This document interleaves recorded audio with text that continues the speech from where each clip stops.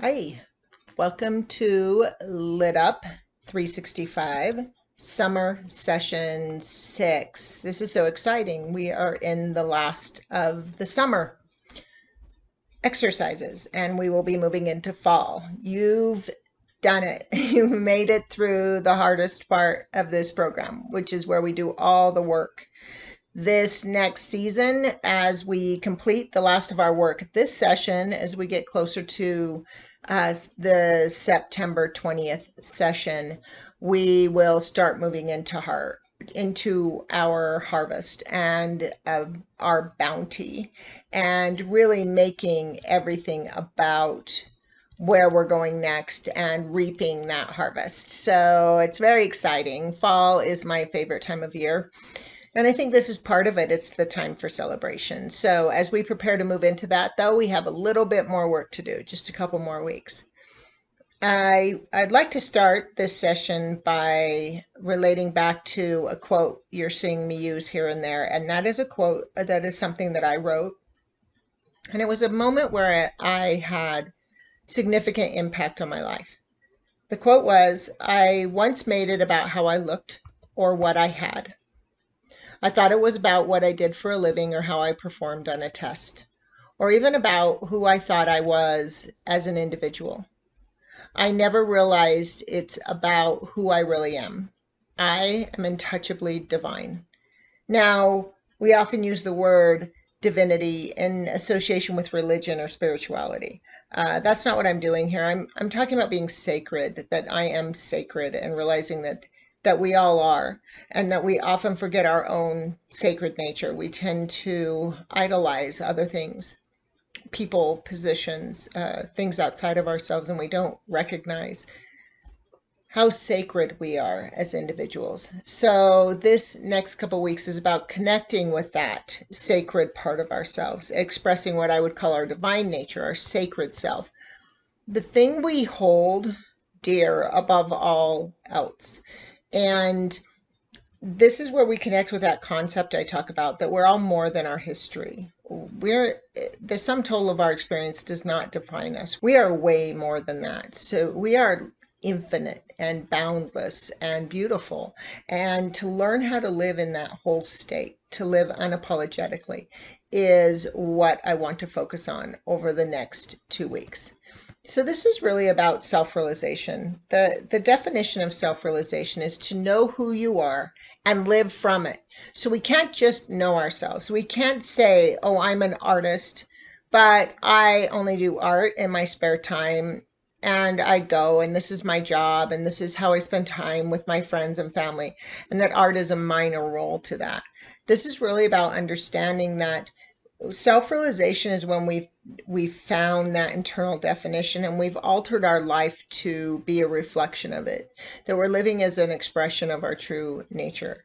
And what I want to talk about is how that means. So I remember there was a point in time in my life where somebody said that what's at your core of the being is untouchable, that it can't be touched or harmed by anyone. And I was angry when I heard that, because I felt like right to the very core of who I was, I had been damaged, I had been hurt, I had been affected and altered. And as I explored myself, and as I started to wake up and express that inner being, understand what it means to have that inner self be untouchable. Now, that doesn't mean it never changes, right? It means that it is a constant, but it's also fluid. And this is where we personally really connect to universal intelligence. And so in that connection, it really is about learning that everything that happens in our world is an effect of that inner self. You know, we can't own the inner self and the sacredness of it, and that it's untouchable, and not own our own life. A lot of times we want to have that sacred space, but then still blame the external world for our life. And it's not about blame at all. It's not about blame yourself instead of the external world. It's that when you stop blaming anything and you start to accept that life is what it is, but also are able to own your power in it. Own that I create my reality. What happens outside of me does not create my existence. I do. And we can own that, something magical happens. And in this, when I was writing this course and I was talking about universal laws, there's the law that I couldn't ignore. And it does fall in the realm of something, again, that's tied generally to religion, but I don't look at it that way. I'm a very scientific person, more than I would define myself as spiritual, but I am also very soulful. And so this is really about connecting to that place that's internal. That is what I call soulful. The way I describe it is touched. So I talk about this, like when we see a child born or when we go to a wedding, sometimes we'll tear up. That part when we tear up, I see this happen with a lot of the people I work with. When they finally connect with themselves again, connect with the deeper recesses of their being, they often cry. And I think that tears, there's a saying that says, when the heart opens, the eyes leak. And those tears are about being touched. This is what I mean by soulful, being able to connect with that core, being able to reach that point where we can be touched by things. And if this isn't a thing you necessarily feel all the time, that's not a failing. It's just an opportunity to build a deeper connection. And so the term I use for this class is that concept of divine right action. Now, this tends to be something that becomes definitive. Right action or righteousness is something people tie to one definitive answer, and that's not accurate. Nature moves. Everything's moving all the time. So I talk about that movement of nature, and I've talked about it before, that instead of thinking of flow like a river, we want to think of it like an ocean. That it's this ebb and flow, that it's like we take a step and then we pause. And then we move again and then we pause. And that pause is as important as the movement. But that pause is not stagnating or resting. It's reflection. It's the moment when we pause to observe, and then we act, and then we observe, and then we act. There's always an active principle to it. Now, when people talk about divine right action, it's often a cop-out of nature. Oh, it was meant to happen, or it was supposed to be like that, or there's a message in it. These are really dangerous paths to take. It's really important to realize things that are happening. To use suffering as a tool invites suffering into our life. Instead, if we can realize that everything is a reflection, that everything in our life is a perfect reflection of what's happening in our consciousness right now. So it's not something we call into being. It's something that's always organically occurring. I've always been, it was really funny because I was a person that had so much fear, but I was a person also with great faith. I had faith in my ability to find my way out of PTSD. I had faith in my ability to find my way past addiction and dysfunctional relationship. And there was a saying by Ernest Holmes that I love, and I'm sure I've brought it up a couple times, called fear is just misplaced faith. It's having faith in the thing you fear. And I realized that I had great faith in my fears as well. And in that, it's realizing that the things that occur in our lives repeatedly are the things we have great faith in, even if they are bad for us. And this is a thing to become aware of. If you have faith that people will betray you, you will experience betrayal. If you have faith that people will be there for you, you will experience support. It's where our faith is. So this process where I've talked about a deity, and for a long time I've talked about the fact that I don't really believe in deities. But in a sense I do, because I realized when I defined my universe as the 7.5 billion people on the planet and everything that came before, that was a deity. The 7.5 billion people were a deity. They were something I looked to for growth and support. And so they still held that role. And I recently thought about it. I thought about what is that experience of having something step in when we need it most. And I started to think of of deity in a different way. And I started to assign the concept of it uniquely, and that is to define deity as anyone who leads us forward. So whether your deity is God or Jesus or a parent or a spirit guide or guardian angel or just that right human that steps in at the right time, that helps you transcend the place you are to find a new state of being, that person is a deity. And to me, they are the raw essence of what the word deity means to me.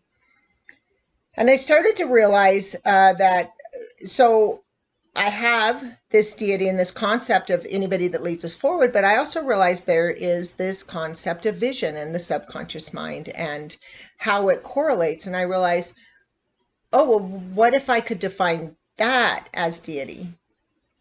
So I thought about it so I realized that I've transcended classes, that I've had growth that's gotten to the point of taking classes. The kind of classes I was taking was pointless, like the kind of classes on self-realization. There came a point for me where I could no longer I could no longer have someone else teach me how to self-realize. I received that help when I needed it, but there was a point where it was now about this emergence from within and this expression that was constantly changing, and that no one else could really give me that. But then I was realizing too, I still have this subconscious mind that's trying to protect me. It's often leading me to things that actually harm me, right? So if I have this DNA from my ancestors that has this dysfunctional pattern, my subconscious mind might be drawn to dysfunctional things. So I started to wonder, how do I get that subconscious mind to catch up with the transformed conscious self? So we have this higher reason of the brain happening in the prefrontal cortex. And the prefrontal cortex is the conscious part of the brain. That's only 3 billion neurons. And then we have this highly efficient supercomputer of the subconscious brain that processes a tremendous amount of information in fractions of a second. And it's basically the thing that's driving the bus. But I realized our conscious mind is what evolves the subconscious mind's thoughts, but we tend to try and do it by controlling the subconscious mind, where really the important thing is we need to let it offer its suggestions. So the subconscious mind offers suggestions all the time. It's when we take those suggestions and don't get consciously involved that we have an issue. Being able to be consciously involved is a tremendous thing, to be able to question our own motivations, to question our own perceptions is the most powerful tool we can have. And I started to realize that I didn't have this organic motivation, this organic ability to thrive, because I was continually living still in the identity of what was being suggested by my subconscious mind. Recently, I've had an opportunity to challenge even more those suggestions, and it's been a hugely transformational experience. But it's weird the way it happens, and this is what we really want to observe this week is being able to notice the correlation between things. So it's really interesting. I work long hours. I work 90 to 100 hours a week, and at the end of the day, I had this kind of ritual that said, okay, I've worked all day. I've worked 15 hours, sometimes more. I deserve this reward. And what it would be was just to escape into somebody else's story. So there's certain shows I love that are kind of classics to me, Star Trek, things like that. And that was my reward. And what I realized, though, is that watching shows actually correlated to a lot of rules that were keeping me in the definition of my past, because the definition I was moving into were definitions that weren't about watching TV. And it's interesting because I decided to make the shift. I thought, you know what, I'm going to stop doing that. I'm going to actually read afterwards, or listen to an audiobook so that I can still continue to do other things, but that I can still have something, but now it's literature instead of watching a movie or watching a TV show. And what's interesting here is that the minute I made that decision, it affected 20 other behavior patterns that were inherent to that definition of a person that watched TV. And it's very complex, but all of a sudden I started handling my morning differently. I handle my bedtime routine differently. And these just became like an automatic reaction. So there are all these links. Again, I talk about the brain stores its memory by connection. And so there were connections of definitions to feeling like I needed a break after work, or feeling like I needed that reward of just sitting down and watching TV, that stuck me in a certain environment that had rules that I wasn't thinking of. And when I changed the one rule, all these other rules were affected and automatically shifted with it, because my subconscious mind held some definition that the hardworking, needing a break at the end of the day, kind of that working class mentality, has a lot of dynamics to it that are inherent to it. And as I let go of just that one piece of dynamic, it let go of the rest as well. And that's what I really want to look at as we're moving forward, is how do these things interact? And so one of the things we're going to do is we're going to talk about the difference between a knowing and a feeling, what it means to have a state of knowing versus a state of feeling, how principle is not bound by precedent. So we're going to talk about that concept. There's this concept that says the observer affects the experiment, which is not true in the way we think it's true. So we're going to do a little practice in that, being able to observe in a different way. So ultimately the goal in this is to change our story, right? And it's that simple every time. If we change the narrative, it changes everything. But we must change the narrative. So we can't just rewrite the narrative or move it around. I used to always make this comment about rearranging deck chairs on the Titanic. We can't, if we're a sinking ship, we need to make a different adjustment than just on the surface. We need to be able to transcend the story entirely. But we need to remember that changing our story only works when the new story reflects who we really are, that inner self. So we're gonna dig into this concept of re-identification versus changing ourselves. It's not the same thing. It's not even close to the same thing. Re-identification says that I am clarifying who I am. I'm bringing more and more clarity to who I am. Changing ourselves is affecting behavior and surface things. Re-identification says I'm becoming a new identity. I'm foregoing who I've been to have an identity that is more in line with who I really am, or who I really want to be. And so we're going to do some practices in that. We're going to dig into that over the next 2 weeks. And then I will look forward to seeing you on September 20th for the first of the fall series. So again, I'm super excited to go there. I hope you enjoy this journey and really bathe yourself in the concept of thinking of yourself as sacred, of connecting to an identity where you are the most sacred thing in your existence. Again, I'll look forward to seeing you soon, and I hope you enjoy the journey.